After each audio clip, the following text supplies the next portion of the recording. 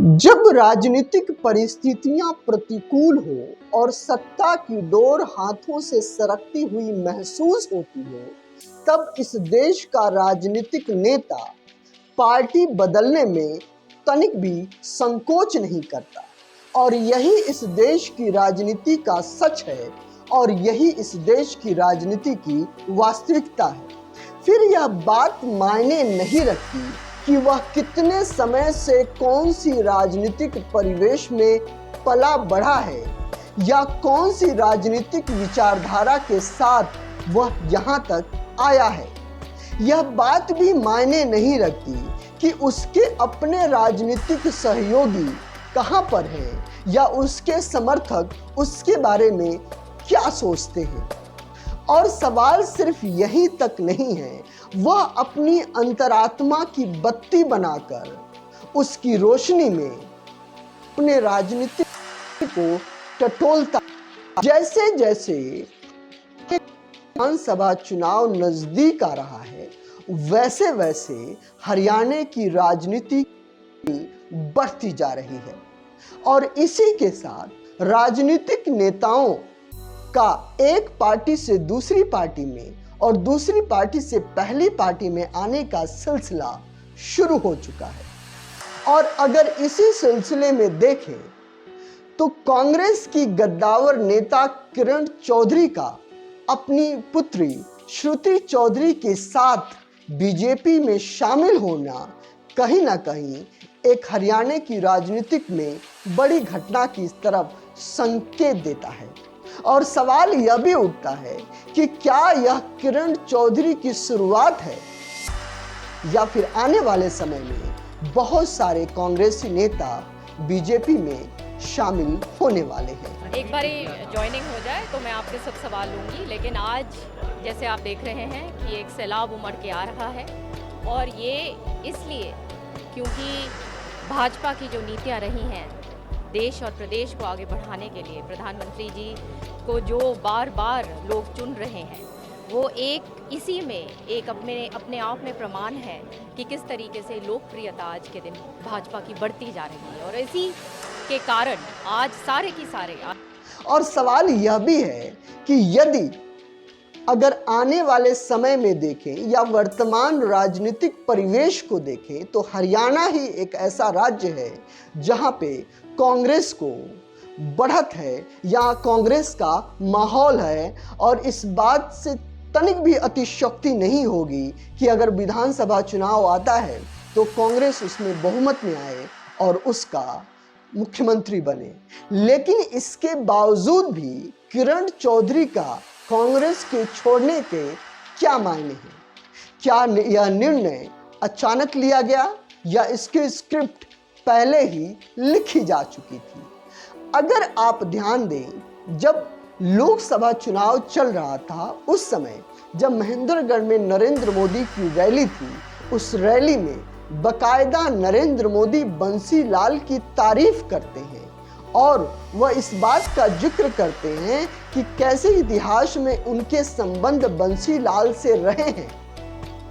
और इसी के साथ वह इस बात के संकेत भी दे देते हैं कि आने वाले समय में किरण चौधरी कमल की होने वाली है। हेलो फ्रेंड्स, यदि आप अपने जीवन में पैसों में खेलना चाहते हैं तो ये 3 बुक्स आपको मालामाल कर देने वाली है। पहली, rich dad poor dad by Robert T Kiyosaki. दूसरी, think and grow rich by Napoleon Hills. The psychology of money by Morgan House. ये तीनों बुक्स हिंदी, इंग्लिश और भारत के अन्य भाषाओं में अमेज़न पे उपलब्ध है। और इसी के साथ जिनको बुक्स पढ़ने का शौक नहीं है या बोरियत होती है तो वो ऑडियो भी खरीद सकते हैं। फिर देर किस बात की, इन सारे लिंक्स को मैंने इस वीडियो के डिस्क्रिप्शन बॉक्स में मेंशन कर दिया है। और यह सिलसिला यहीं से शुरू नहीं हुआ। अगर आप देखें तो जो हिसार महेंद्रगढ़ की जो सीट थी उस पे किरण चौधरी अपनी पुत्री श्रुति चौधरी के लिए टिकट चाहती थी, लेकिन कुमारी शैलजा की एक ना चली और भूपेंद्र हुड्डा के कारण यह टिकट राव धन सिंह को दे दिया जाता है। और उनके अपोजिशन धर्मेंद्र सिंह को बीजेपी टिकट देती है।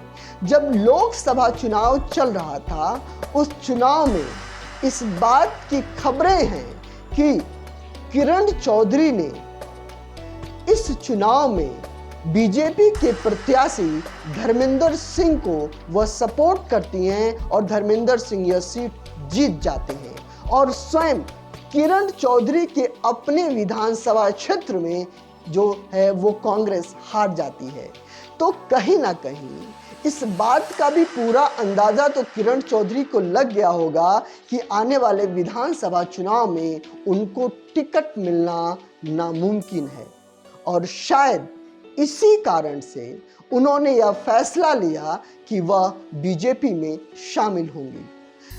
किरण चौधरी के बीजेपी में शामिल होने के बाद जिस तरीके की प्रतिक्रिया कुमारी शैलजा ने दी, इस बात के पूरे संकेत हैं कि कहीं ना कहीं कुमारी शैलजा किरण चौधरी के जाने से कमजोर हुई हैं और हरियाणा की राजनीति में जिस तरीके से कांग्रेस में दो गुट, जो एक भूपेंद्र सिंह हुड्डा का है और दूसरा एसआरके गुट जिसमें सुरजेवाला, कुमारी शैलजा और किरण चौधरी थी, उससे कहीं ना कहीं जो कुमारी शैलजा का मनोबल वो नीचे हुआ है और वह इसी बहाने भूपेंद्र सिंह हुड्डा पर आरोप लगाने में तनिक भी गुरेज नहीं करती कि यह भूपेंद्र सिंह हुड्डा और कुछ नेताओं के राजनीतिक निर्णयों के कारण हमारे कांग्रेस का जो नेता है वो कहीं ना कहीं बीजेपी में गया है और इससे जो है कि हरियाणा में कांग्रेस कमजोर हुई है। दुख की बात है क्योंकि हमारी पार्टी के दिग्गज रहे हैं ये और एक परिवार की परंपरा उन्होंने रखी थी। तो बंसीलाल का परिवार का इन्होंने काम सियासत आगे बढ़ाई थी और श्रुति हमारी एमपी भी रही। तो दुख तो है और इसका पार्टी को थोड़ा। अब सवाल यह है और एक बात और मैं आपको बता दूं कि इसमें मनोहर लाल खट्टर की काफी तारीफ करनी पड़ेगी।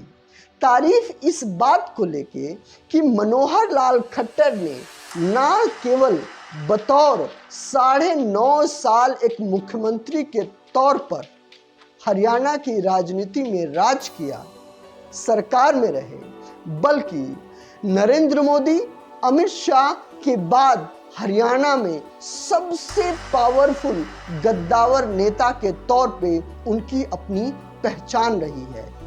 और मनोहर लाल खट्टर के कार्यकाल की जो सबसे बड़ी खासियत है वो इस बात को लेकर है कि मनोहर लाल खट्टर ने हरियाणा की राजनीतिक इतिहास का प्रतिनिधित्व करने वाले, चाहे वो देवीलाल परिवार हो, चाहे वो भजनलाल परिवार हो और अब बंसीलाल परिवार हो, इन तीनों परिवारों को बीजेपी के साथ जोड़ दिया है।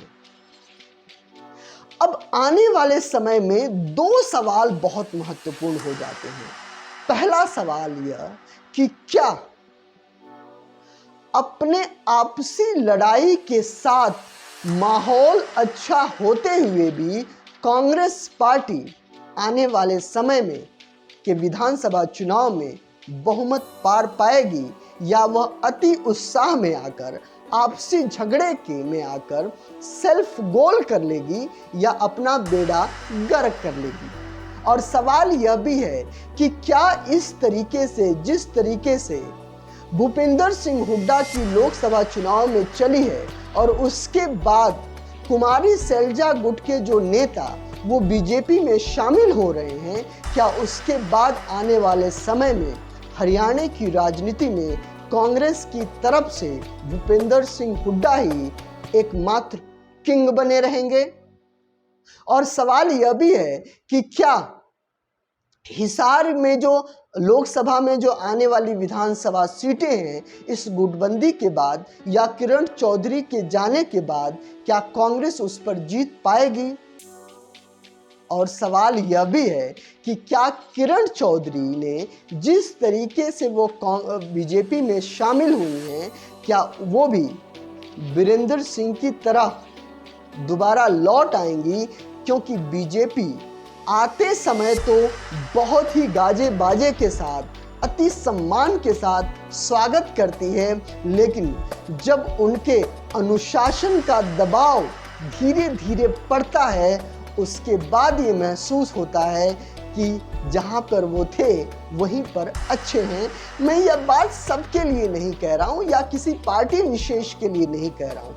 ये बात मैंने ये कही इसलिए कही है क्योंकि अगर आप कांग्रेस में देखें तो कोई भी नेता कुछ भी बोल देता है, कुछ भी कह देता है, लेकिन बीजेपी में एक बार जो शीर्ष नेतृत्व ने डिसीजन ले लिया, उसके पास चाहे कोई भी हो, उसको वह बात माननी पड़ती है या हाँ में हाँ मिलानी पड़ती है। इस पूरे मामले में आपकी अपनी व्यक्तिगत राय क्या है?